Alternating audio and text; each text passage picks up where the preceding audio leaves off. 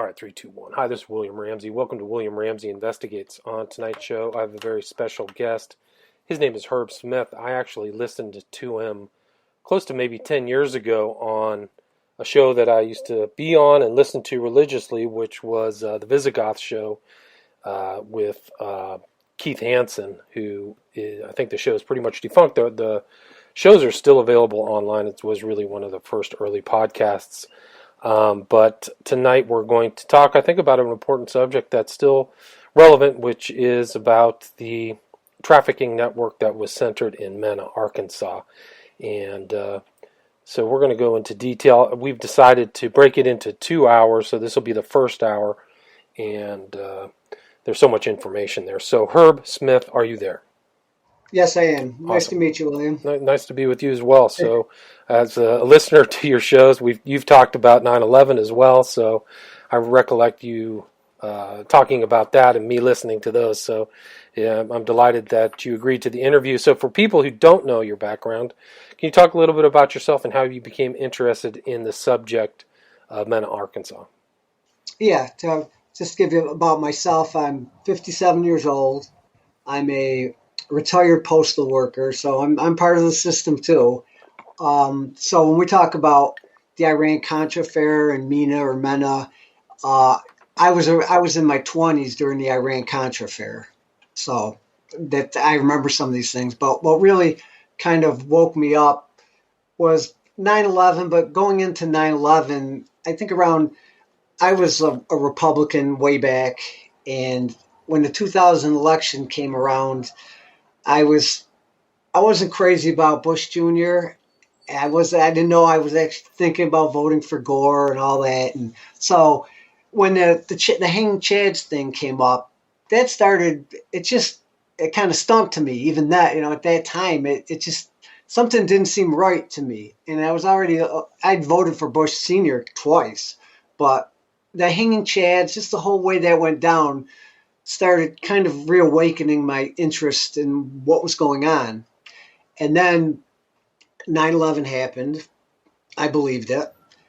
But when you got into the second Gulf War, then I really started thinking, what's going on here? Like you had Bush Sr.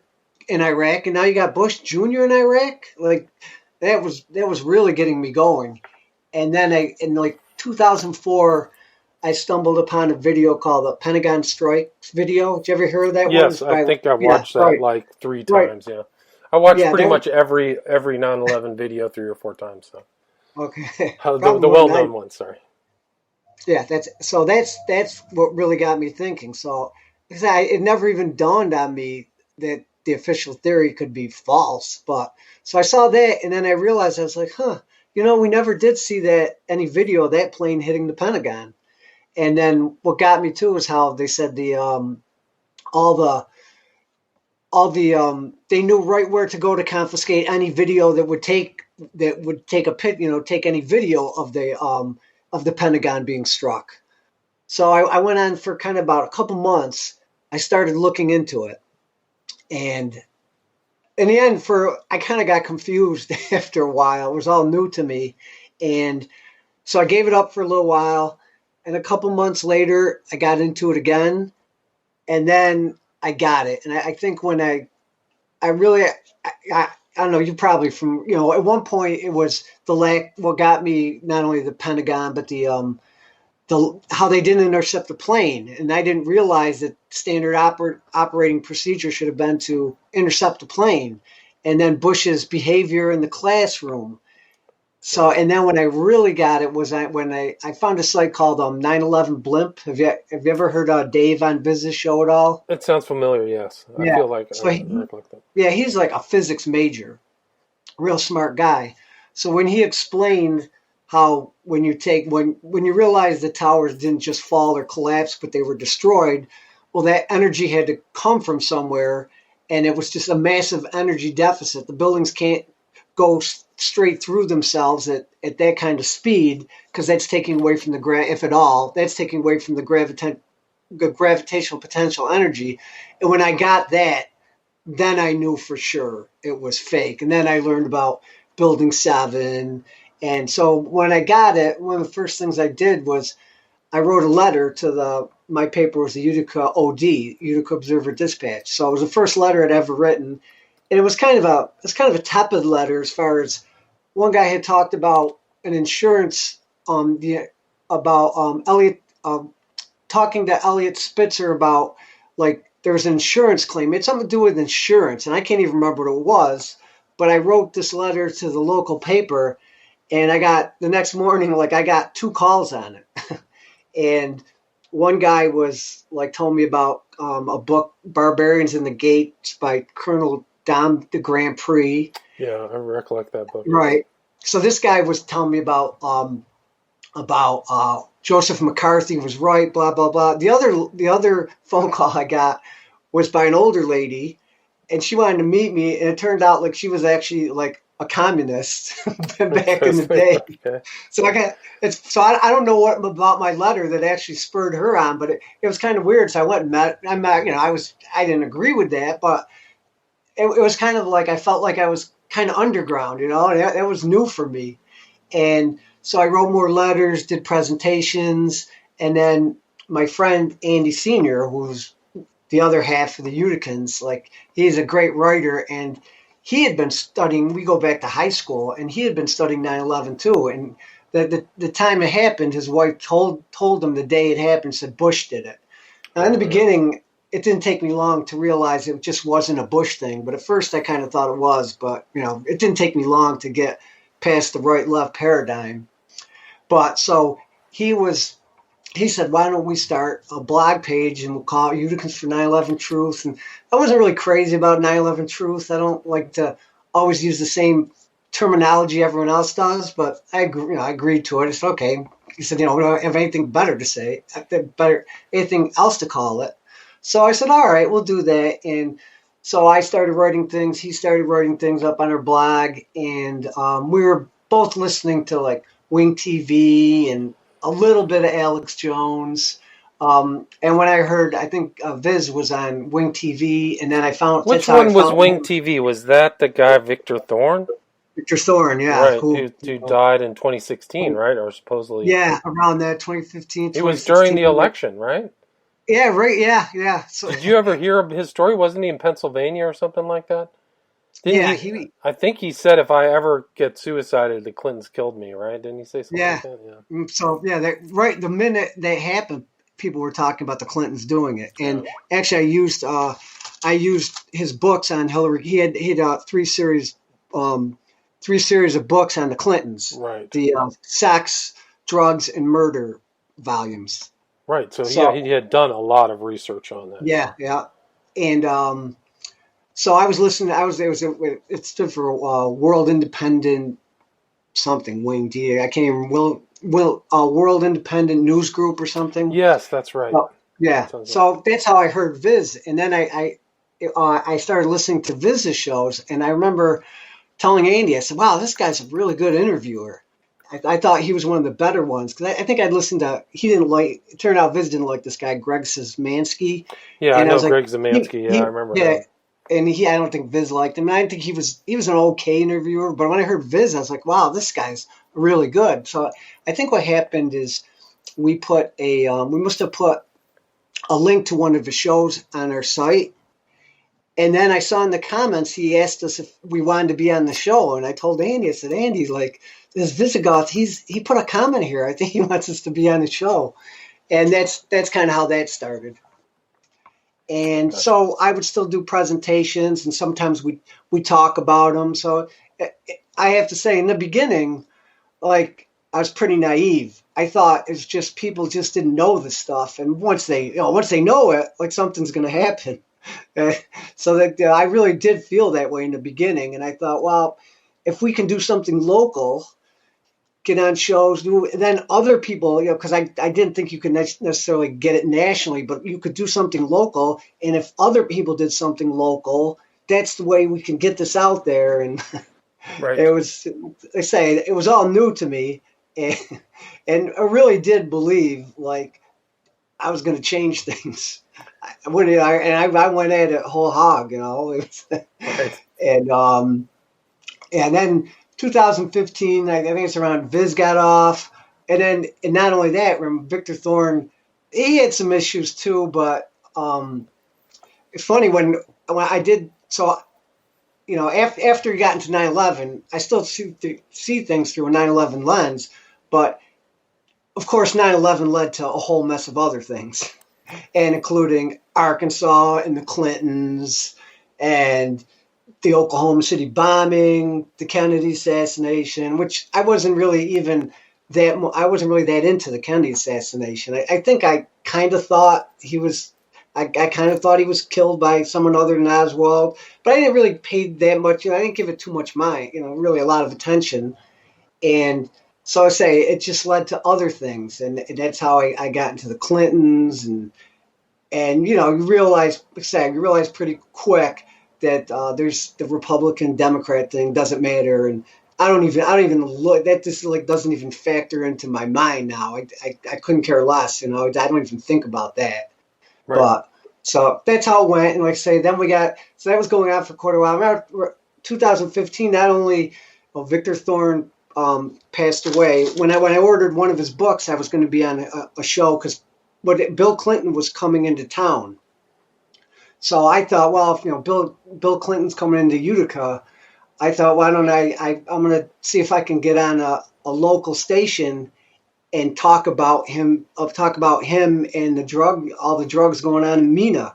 Mm-hmm. And so it's funny. One of the guys that the first presentation I did was in a local college because it was a friend of Andy's got me on it, and I did okay, not that great. It was my first time, and that guy who put that on, it was part of a whole mess of other things this guy was putting on at the college. He was like a really lefty guy, but he had all these things going on at the college, and one of them was he wanted me to do 9/11. So when Clinton came into town, I went on the radio, and this guy actually got arrested for going to he spoke at this I think it was called the Stanley Theater in Utica, and Clinton spoke, and this guy called him a war criminal and everything, and he got arrested. Oh, he had more guts than I did. I went on the radio, he got arrested. Gotcha.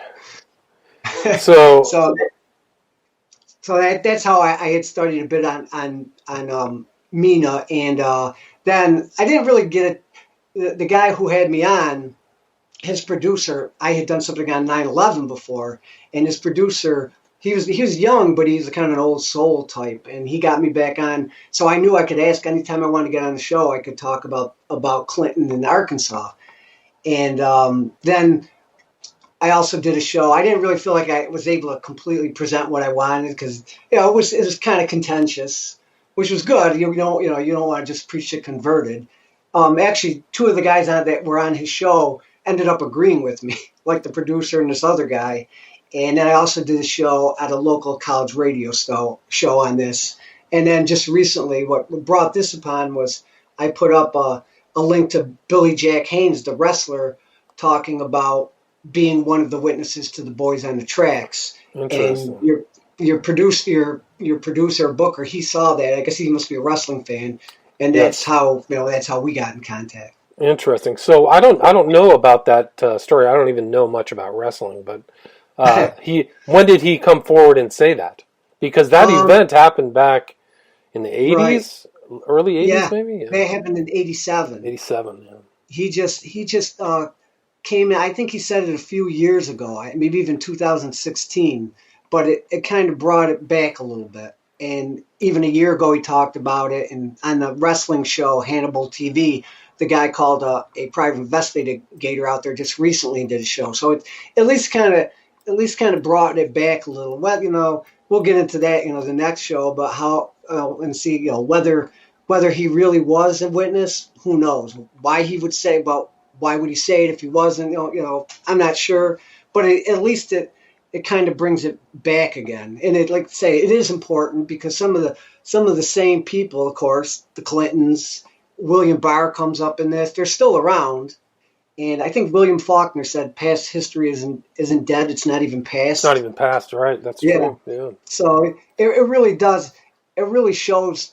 It shows where we live is not where we think we live. Everything we've been told about America is just not true. And Yeah, and the Boys in the Tracks, for people who don't know, were two young men who were out late at night. They supposedly, the cover story was that they smoked marijuana and lied down on the tracks and were run over by a train. But I think it was on an independent autopsy showed that they had been stabbed. If my memory's, stabbed, and yep, stabbed. beat And up. one was stabbed, and one yeah, when his skull crashed, caved in. Right. So it looks like somebody had done that and then laid them on the tracks. And it's just been a story that's been around for decades now, really. I mean, one of the authors was Mara Leverett, who wrote a terrible book about the West Memphis Three, in my opinion. Oh, And really? I didn't know that. yeah, Because Mara I Leverett. did a Yeah, book on that. yeah, no, because Mara Leverett is, yeah, I mean, it's unbelievable. I mean, it kind of somewhat ties into that strange Arkansas world. That was West Memphis. Right. I So was I was going to bring that up to you. I didn't realize she wrote something on it because I was wondering if it. I mean, you wrote Abomination, and I was wondering. I was in Arkansas, and I was wondering if there's any ties to it in some well, that's the fashion. tie because she's still kind of Right. Huh. a cheerleader for these three guys who were convicted and were almost done with probation next year. They've never vindicated themselves in a court of law. They're still guilty at law. And she said the most bizarre things in public that you just drop your jaw if you know the case, because yeah, and they found something in Damien Eccles' storage locker. He let it go and didn't pay up for it. Guy bought it and found that he had an advanced copy of Devil's Knot, his storage locker. So it looked like, in my opinion, it looked like he was in communication with her before she published the book. Huh. And the guy who bought the storage locker said that there was a receipt in there from an attorney, and it looks like the attorney, I haven't seen the receipt, this is all what he told me, but that the attorney actually went through the book to see if there was anything incriminating and make sure that there was nothing incriminating. So it's not an objective book at all. It's not a third-party book. And Sorry. no, but it's just strange to have these weird things. Arkansas is a very strange place. There's a lot of things that went down in Little Rock. It was Bill Clinton, if people don't know, his parentage is not known. The person they said who is his dad is not his dad. Blythe could not have been his dad. Right. He was in Italy. Mm-hmm. Right. And of course, one of the theories is Bill Clinton is really an illegitimate Rockefeller. Right, because they're one of the Rockefellers used to spend time down there, right? Yep. I forgot Winthrop Rockefeller. And but it's funny when you're talking about this what is it, Maura Leverett? Is that her name? Mara Leverett. Okay. M-A-R. Maura Leverett. I mean that seems to be par for the course. You see her write a book on the boys on the tracks, and you're like, wow, this is maybe someone saying something, and then they go and they disappoint you with something else. Like, this just seems to be par for the course on these type of things, Dude, she left out really important points, which are the 500-page psych record made by two different hospitals, one in Arkansas and one in Oregon, about Damien Eccles, who was kind of the ringleader. He was 18-year-old. He was older than the other two. And they left out the post-conviction confessions of Jesse Miskelly. There's no mention of that in either book. I got to go back and verify the post-conviction confessions, but you get one, you'd get a totally different skew, and I think it's unfortunate because, yeah, it's too bad because that movie was optioned. There was a movie about it. The book was optioned. Excuse me. There was a movie about it, and so that's what people have is this book of record. And yeah, it's off the charts, man. Yeah, so Arkansas is a strange place. Bill Clinton's a strange person. When George Bush Sr. died, he was here's a picture of him in his hospital room as he's passing away, within the days of his death. Why is Bill Clinton there? Isn't he his political adversary? Yeah. Right? Well, of course, their campaign managers got married when they were running against each other for president. Right. So. Yeah, so, it's just... Oh, boy. Yeah. I mean, it gets stranger and stranger. And so then Bush is tied up to Mena, as you probably already know as well. Yeah, that's for sure. The Iran-Contra affair, it was Edwin Meese who coined the term Iran-Contra. And there's a book by Terry Reid who was involved in the goings on in MENA, at least as far as the um, the manufacturing of weapons and training of the pilots. And according to him, I forgot what I was saying. What was I Well, was it saying? the pilots? Who was the famous pilot who was the well-known pilot who was shipping stuff into Mena? What was his name? He ended up Okay, that getting was Barry Seal. Gary Seal. Thank you. Yes.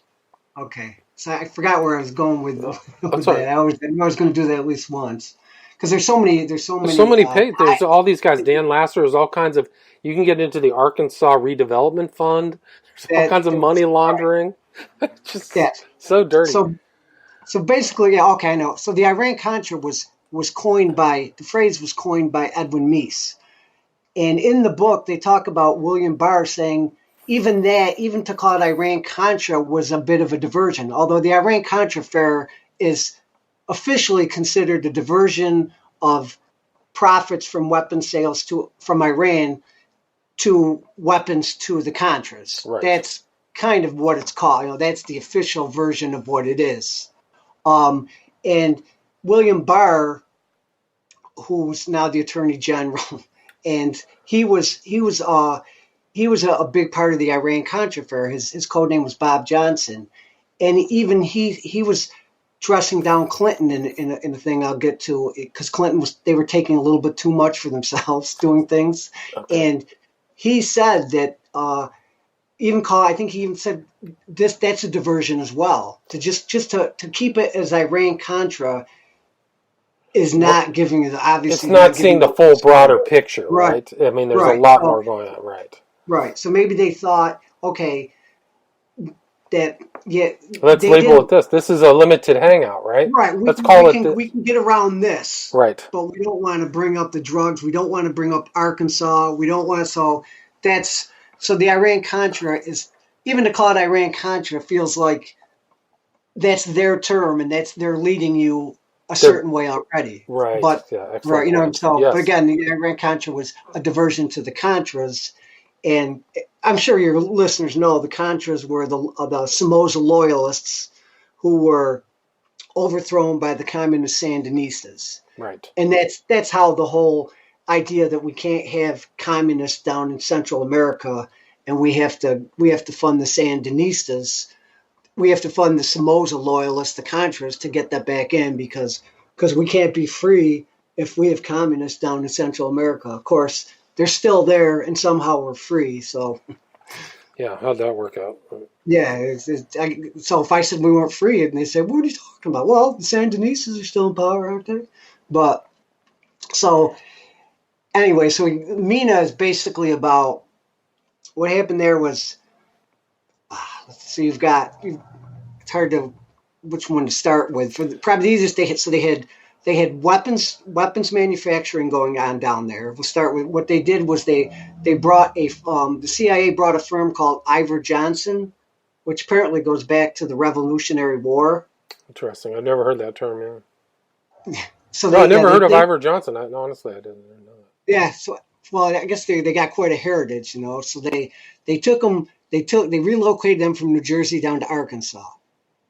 And then they started manufacturing weapons for the Contras there. And then they had another, the name escapes me, but they had another company that was converting the semi-automatics that Ivor Johnson was making into automatics. And then they were doing things without we're not putting serial numbers, so they're untraceable. So that was one part of it, obviously the weapons. The other part of it it's just funny. Now, have you heard of Seth Ward? Another Ward. Arkansas. That He's doesn't sound familiar. Okay, he's another Arkansas businessman that when Terry Reid, who wrote the book Compromise as part of the Iran-Contra, part of the MENA, well, he was part of the piloting and the manufacturing because he was a manufacturing expert. So when he wrote, he was part of that. He was as a pilot. He had a business with Seth Ward in Arkansas. So that's how he got involved in Arkansas because they had an ultralight plane business. So that's how he got involved with Seth Ward. And then Seth Ward ended up, Seth Ward was Webster Hubbell's father-in-law. Wow. And Okay. Webster Hubbell was part of the Rose Law Firm. Rose Law Firm, right? So yeah, they're all going to tie in. So you've got the weapons with that, which then you've got of course the drugs, Right. and that I think now, of course that ties in with Barry Seal, who was oh, here's a funny thing about Barry Seal. I don't know if you know that. Have you heard of Daniel Hopsicker? Yes, Who of wrote course. Barry? Okay. Very well, yeah. Well, I believe Barry it's and the right on. Boys, right? Wasn't that his book? Yes, Barry and the Boys, yeah. right. And I think it's right on the cover. They have he's got a 1963 photograph in Mexico City of Barry Seal with Frank Sturgis, Felix Rodriguez, who was part of the Iran-Contra affair, part of the Phoenix Project, part of the Bay of Pigs. He's a Bush loyalist from way back. Was it Felix Rodriguez that killed Che Guevara? Is that right? Yes. Yes. Yes. Right. Yeah. And I guess he cut his hands off as well. Yeah, he still wears Che Guevara's watch on his wrist. Yeah. And they're not sure if he cut his hands off before or after he killed him. Wow.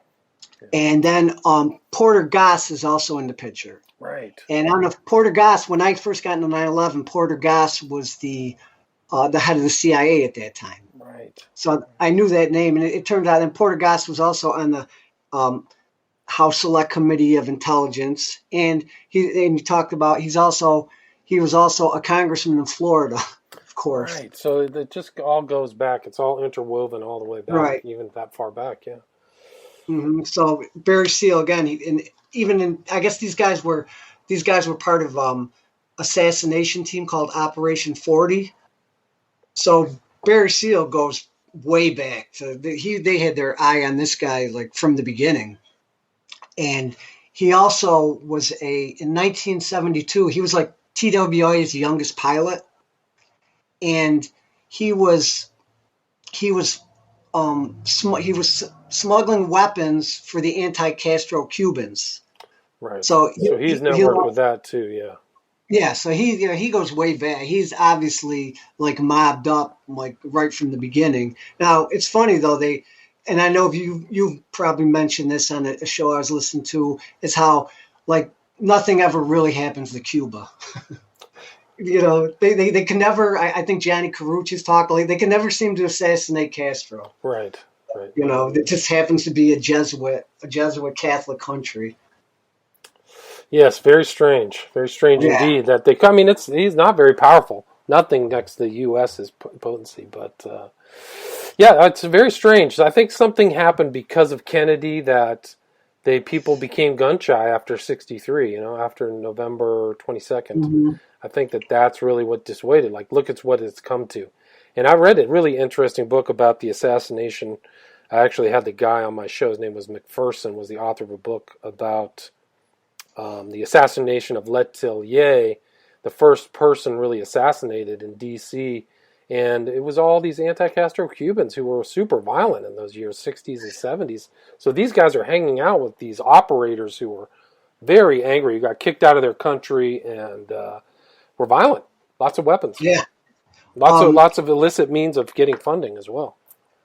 Well, according to Terry Reid, one of the guys I'll get into that, but when they were training the pilots, one of the guys that they brought in from Cuba that was training the pilots in Anella airstrip that was like 10 miles away from Mena. He was a Cuban exile that shot down or brought down a plane in Cuba. And he was one of the guys training the Contras in Arkansas. And there was also, now this would be a matter of public record, a guy named Emil Camp was also another guy that was training the Contra pilots in Arkansas. Well, he ran out of fuel and ran into a mountain. And they think this guy that was training the Contras, he had a code name, I don't know his name, but he's the guy that killed a Cuban flight. So yeah, we're talking about real violent people that they're getting involved with. Yeah, it's crazy. No, really crazy era. I think the guy who I talked to, McPherson, who I think is a professor in North Carolina, he said that the most terrorist actions and bombings were done by anti-Castro Cubans in the U.S. Tons of Yeah, bombings and violence. if you look at the Kennedy assassination, the anti-Castro Cubans come up a lot, and I think that memo by J. Edgar Hoover about a George Bush coming to after the assassination of Mr. George Bush from the CIA came to ask me about the anti-Castro Cubans. Right, like he already knows about them all, right? Yeah, right. Yeah, I don't. yeah. He just wants to see what Edgar Hoover knows. Yeah, and I think that might have been Hoover's little blackmail, kind of fingering George Bush for being involved in the Kennedy assassination, possibly. Oh, But he wasn't actually in Dallas. He was in Tyler, Texas, which is about 15 miles from yeah, Dallas. right. You keep getting it. A friend of mine he works with a guy that as a Kennedy assassination guy, and he asked him, he goes, "Well, how long you been studying this?" He said 30 years. He's like, 30 years? And he goes, "Yeah, it leads to a lot of other things." Right. It's so It's true. not, it's Yeah. not that he was slow. It's not that he's stupid. It really does tie It ties into a into whole list of other things. no question. And Anyway. like I was saying about Barry Seal, so Barry Seal, he it was Oliver North. Terry Reid had been in Vietnam and in the secret war in Laos, and he did some things for the FBI and the CIA a little bit, like with the Toshiba, who were like he was involved in like Toshiba machinery or something that manufacturing that was stealing something from the U.S. and giving it to the KGB. So he had some a spy background, and Oliver North knew him. His code name was Kathy at that time, John Kathy, I believe. And so Oliver North had been trying to recruit Terry Reid, and when he got into Arkansas with Seth Ward, that's how he got more involved with that. But so Barry Seal, and then it was Oliver North that hooked up Terry Reid with Barry Seal. So, Gotcha. and Barry Seal was, of course, Frank Sturgis, part of the Kennedy assassination. I'm not a huge Kennedy guy. I don't know all the details, but I know there was a lot going on with Oswald and New Orleans. And, of course, Barry Seal is from Louisiana. Right, so he's in that area. So, yeah, it kind of ties in. So, like I was saying, Barry Seal definitely goes deep. And so according to what I'm reading, he wanted to get things started in Louisiana, but he ended up going to Mena in like 1982. And Mena was like the right spot because it was out of the way. It was very rural, especially where Mena was up in the mountains. It was a very difficult area to get to. It was a small town. It was very rural, and you had Clinton, who was like the perfect guy. Terry Reid, what they call Arkansas, is a banana republic. Right, it's kind of it was a one-party state there, right? I mean, back in the day, Democratic controlled. Clinton, right? It was really controlled by, I guess, a guy named Jackson Stevens was like the kingmaker down there. Gotcha, and he was kind of a financial guy with tons of money. Yeah. He's kind of like the Rockefeller, I think, of Arkansas. Right, I remember that. Oil, utilities, banking. I guess he's got the biggest investment firm west of Wall Street. So, do you know who else came out of Arkansas at that time, supposedly in oil? Jerry Jones. You know who Jerry Jones is? No, I'm not sure who that Jerry one is. Jones owns the Cowboys. Yeah, okay, He came right out of Jackson State, that whole era, right around Clinton. Somehow had tons of money, enough to buy a sports team in Dallas. Pretty interesting, huh? Yeah, you can't. You just keep the rabbit hole. It never stops. No, start researching this. You never run see where out that money comes from. You know. Yeah. You got to launder that cash. You got to put it somewhere. Yeah. So, Arkansas was like the perfect state. It was its own little banana republic. Clinton had he had pretty much he got the people he wanted in the as far as the judges. He had his dirty cops. They pretty much owned that state, and it was third world. It's a very poor area, Right. It's mountain in the terrain when they were training the pilots. The terrain was very similar to Nicaragua. Oh, So interesting. it was just, and then you had Jackson Stevens, you had Dan Lassiter, you had, and then they started the ADFA, the Arkansas Development Finance Authority, specifically to launder money from the CIA because they couldn't pay the people that were making the weapons. They couldn't pay them. It was illegal under the Bolin Amendment. It was you couldn't finance the whole reason was illegal because they made it illegal to finance the Contras. So obviously they couldn't pay them. But so what they did was they started the ADFA, and they were also laundering a lot of money through Dan Lassiter, who was also a bond broker, and Worth and Bank and First Bank of Mena, which were owned by Jackson Stevens.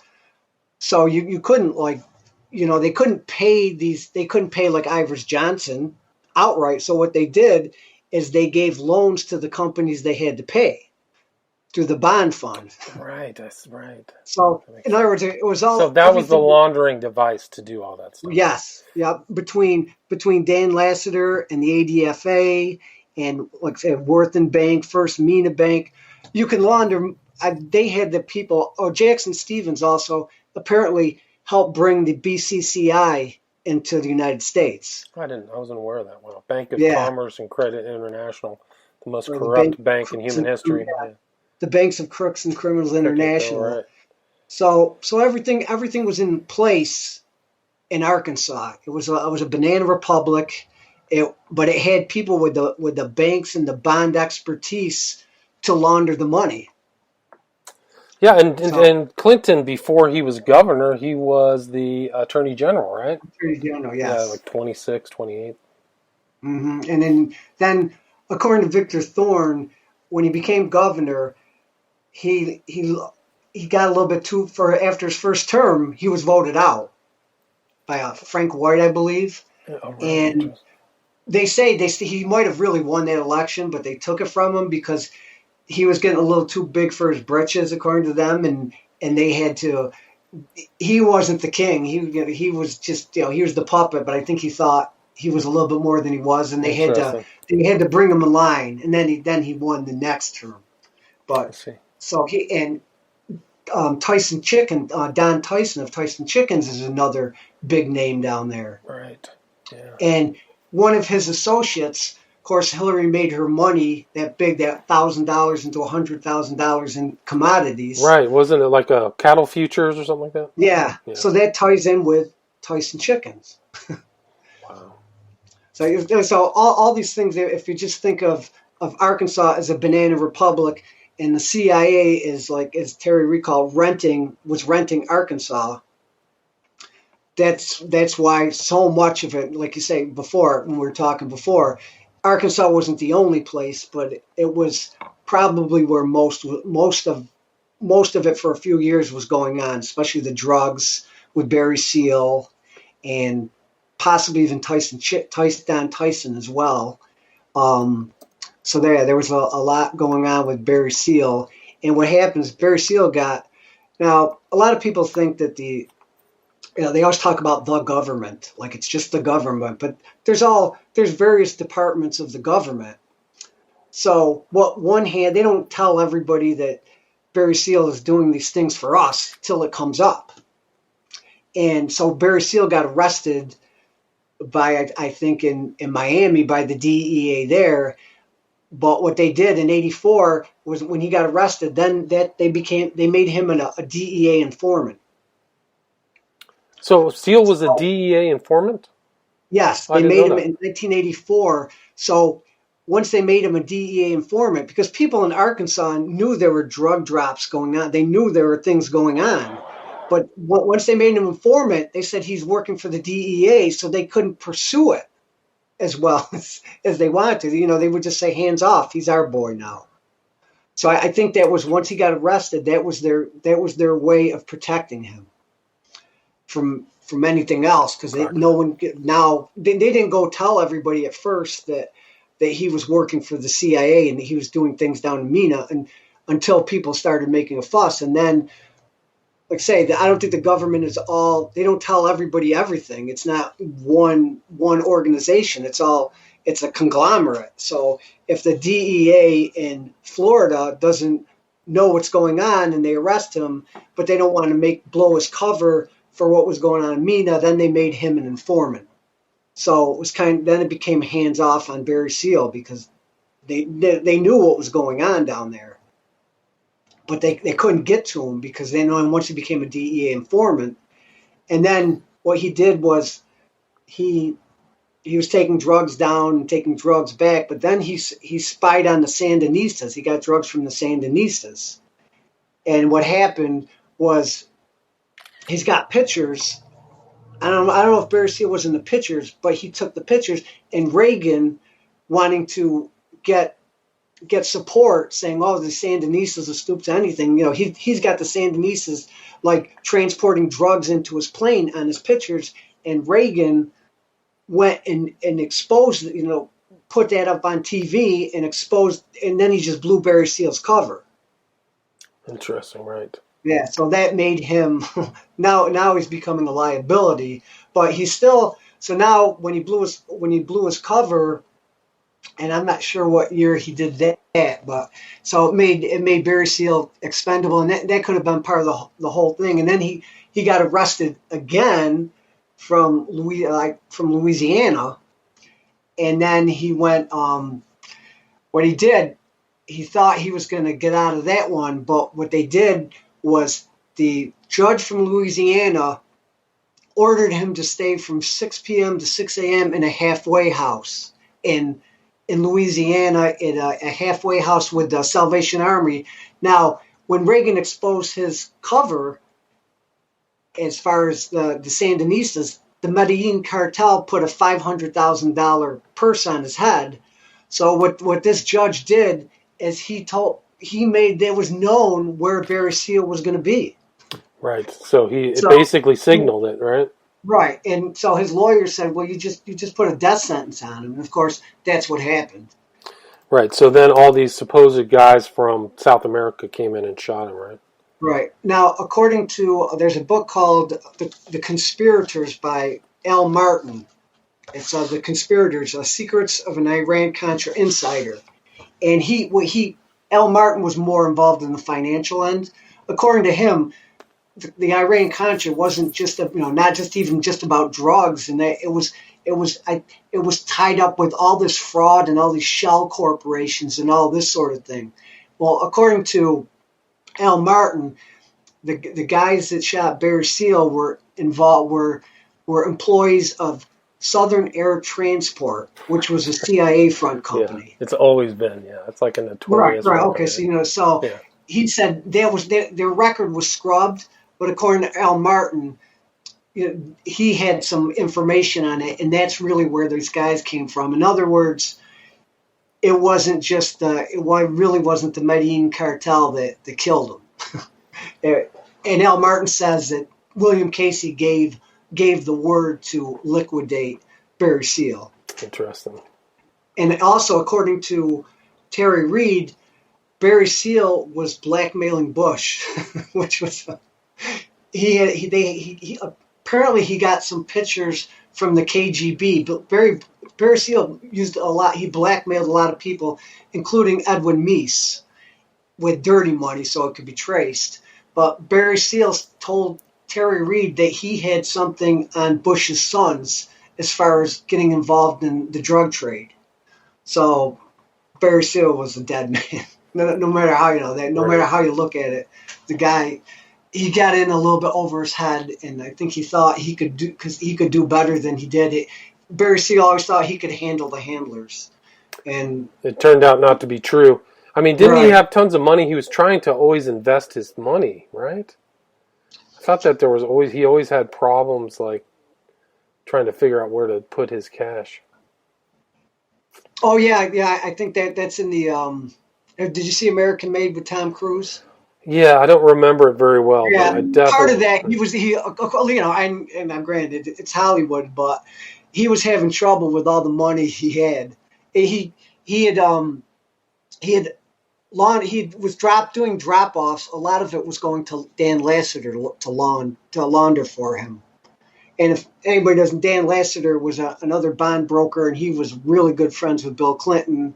And Roger Clinton was his chauffeur.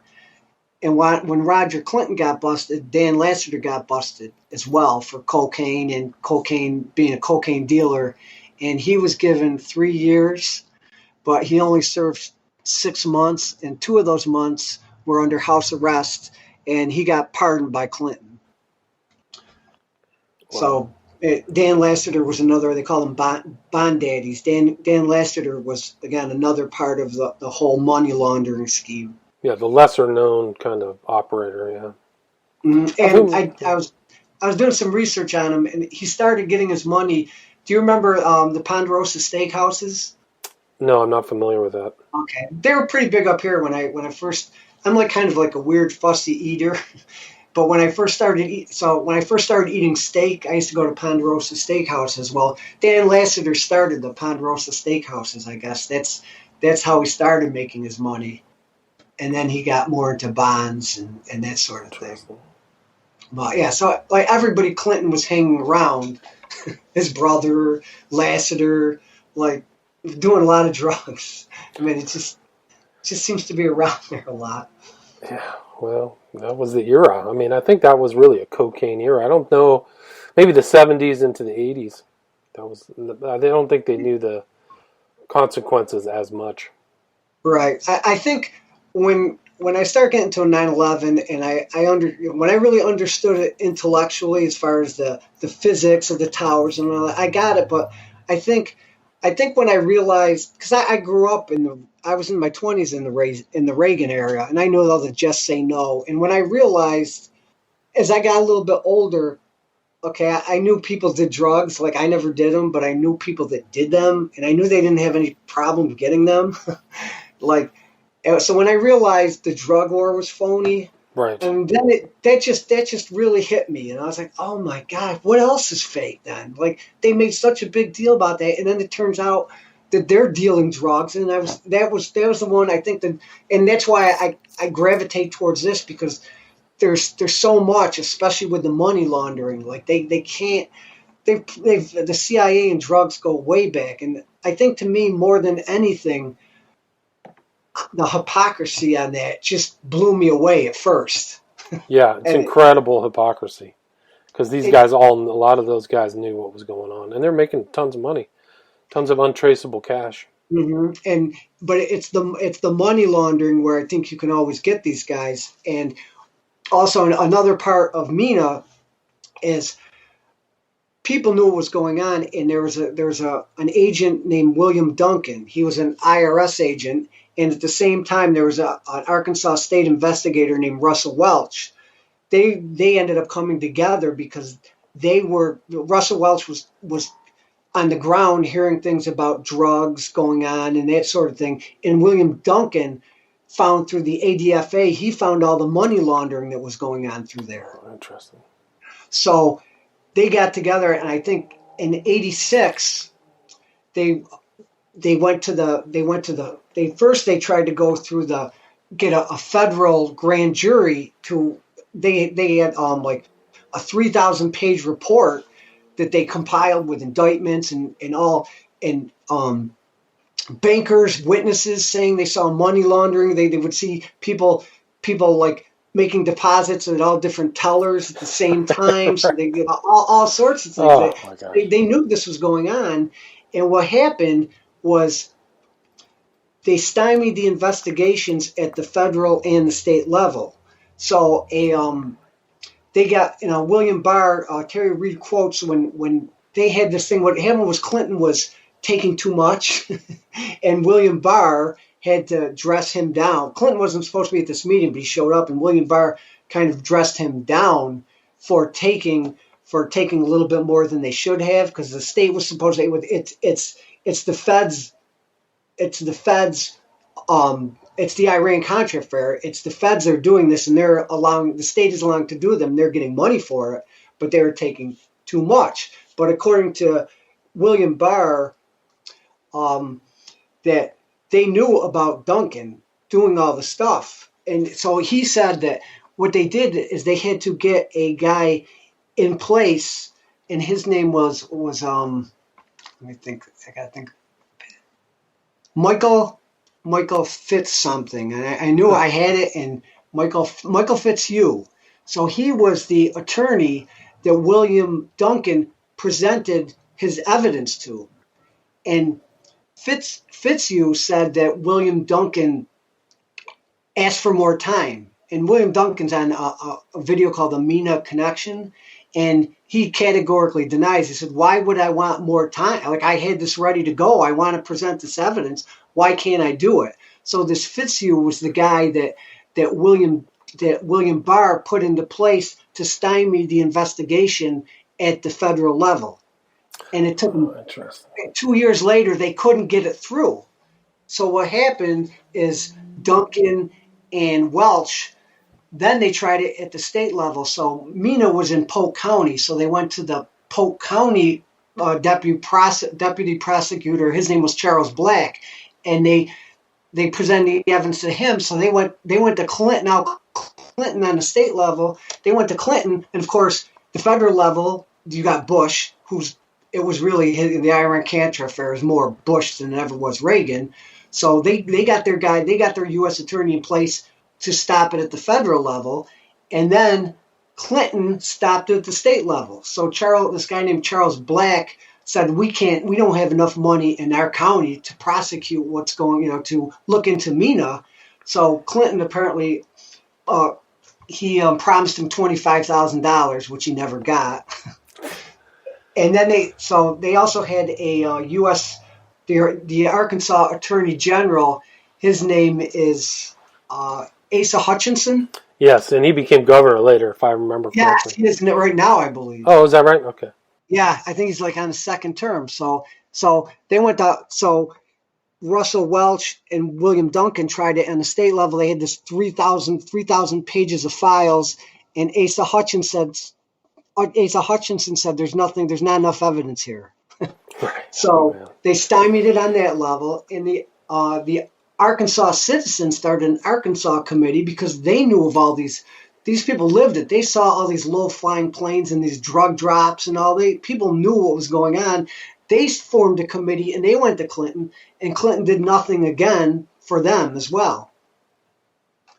So you had it locked up. And but again, Arkansanians or whatever, they seem to have forgotten about what all these things Asa Hutchinson did, and they voted him as governor twice now, I believe. But the amount of money, people were speculating the amount of money that was coming through that trade wasn't in the millions, it was in the billions. It was in the billions, yeah. Up to $3 to $5 billion worth of cocaine was going in there. Just incredible stuff. It's insane. So you couldn't hide all that stuff. Not only could you, the logistics of people had to come in and drop these drugs. It was like a military operation. It had to involve hundreds and hundreds and hundreds of people, if not thousands, right? Of all different types. You've got the operators, movers, flyers, drivers, distributors, bankers, lawyers, politicians. Everybody's in on it. Everybody. A lot of them may not have a choice, frankly. If you want to survive there, take a little money. It's like the old thing, plomo or plata, right? Silver or lead. Anyway, we are at 55 minutes, Herb. Do you want to lay a little bit of a groundwork for what you want to talk about Mena on our next show? Yeah, like you mentioned, we'll talk about Kevin Ives and Don Henry, who are known as the boys on the tracks, that were at the wrong place at the wrong time and ran into a drug drop. That was in 1987. Now, Bear Seal was murdered in 1986. So in other words, this was still going on. Even documents show that even up to at least up to 91, the operations were still going on. Now, one thing I didn't mention was the weapons manufacturing that was called Center Rose was the code name for that, and Jada Bridge was the pilot training. The pilot training had been dropped, but the weapons manufacturing actually went to Mexico. And that was the meeting with Clinton. He wasn't too happy about that because he was losing money. But their weapons manufacturer went to Mexico. But it appears that even though that went to Mexico and Seal was murdered, the drug shipment still went on. Apparently, even at least up till '91, it was still going on. Anyway, so during the drug drop, the boys on the tracks, they were murdered, and which definitely murdered, like you mentioned. And there were also other MENA related deaths as well. So we'll talk about that. And what's brought this in the news a little bit, at least on the internet a little bit, is a wrestler named Billy Jack Haynes, who came forward a few years ago and said he was there when those boys got murdered. So we'll talk about cover that as well. Cool. So we'll cover the boys on the tracks. Billy Haynes, you said? Billy Jack Haynes. And there's also other people that got murdered in relation to the boys getting murdered as well. Right, and there was a lot of strange deaths around there too. A lot of state troopers and people who knew too much, people who spoke out. It was very dark. So anyway, we can cover that. Again, it's Herb Smith, and we just covered kind of an introduction into the MENA drug trafficking operation. Thank you so much. Thanks for having me. All right, cool.